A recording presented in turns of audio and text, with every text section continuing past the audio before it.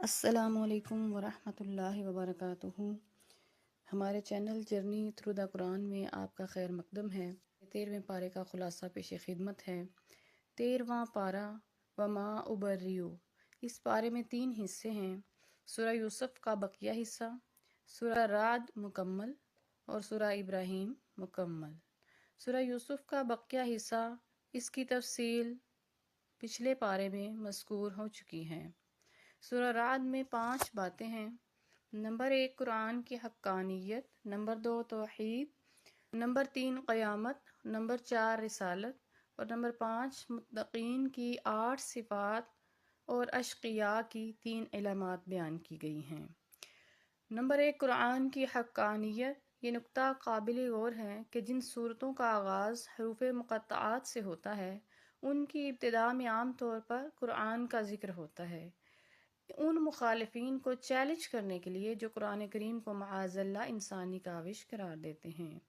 توحید کے بیان میں آسمانوں اور زمین، سورج اور چاند، رات اور دن، پہاڑوں اور نہروں، غلہ جات اور مختلف رنگوں، ذائقوں اور خوشبوؤں والے پھلوں کو پیدا کرنے والا وہی ہے، اور موت اور زندگی، نفع اور نقصان اکیلے اسی کے ہاتھ میں ہے۔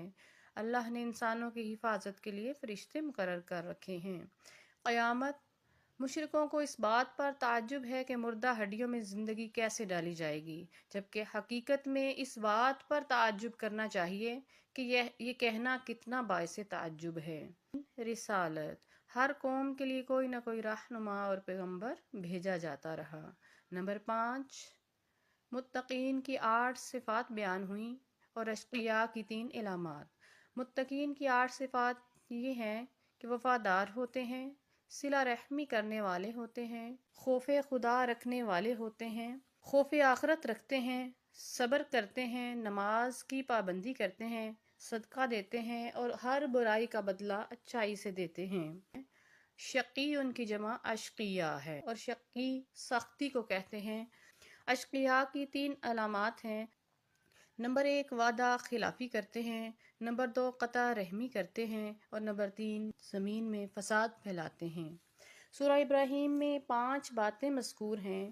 نمبر 1 توحید، نمبر 2 رسالت، نمبر 3 قیامت، نمبر 4 چند اہم باتوں کا بیان ہے اور نمبر 5 6 دعائیں۔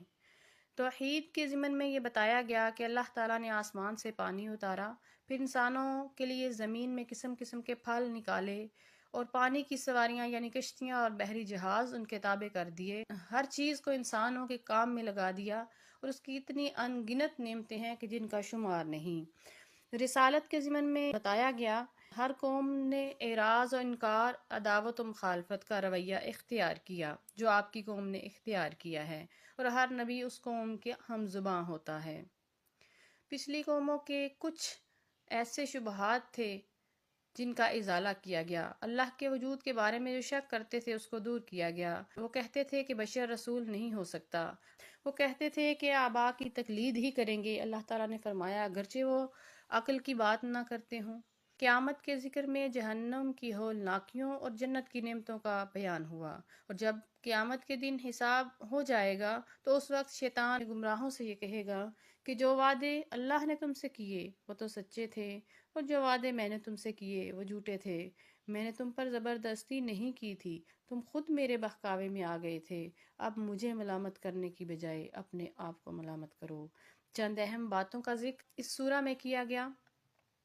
شکر سے نعمت میں اضافہ ہوتا ہے اور ناشکروں کے لیے اللہ تعالیٰ کا سخت عذاب ہے، اور کافروں کے اعمال کی مثال راکھ کی سی ہے کہ تیز ہوا آنے سے سب اڑا لے جائے، اور حق اور ایمان کا کلمہ پاکیزہ درخت کی مانند ہے جس کی جڑ بڑی مضبوط ہے، اس کا پھل بڑا شیریں ہے، اور باطل اور ضلالت کا کلمہ ناپاک درخت کی مانند ہے کہ اس کے لیے کبھی قرار نہیں اور وہ بے ثمر ہے۔